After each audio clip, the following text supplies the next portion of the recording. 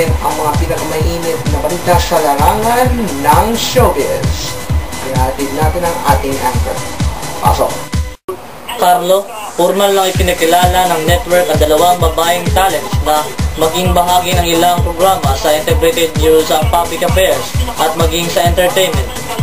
Ayon sa mga detalye, pinagnalanan ng Kadyoso Staff Management ng mga bagong talents na sina VJ Mimi Sano at Beverly Cacanta Julier para sa programang Kadyoso TV Joke Time.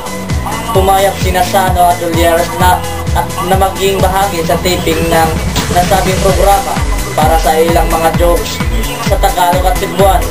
Natuwa sina Sano at Julier sa mga preview ng ilang segments ng mga programang Totoo at Mic Test. Mapapanood ang programang Kadyoso Joke Time sa dadating na panahon dito sa Kadyoso TV Davao at yan ang latest mula dito sa Davao. Balik muna sa iyo, Carlo.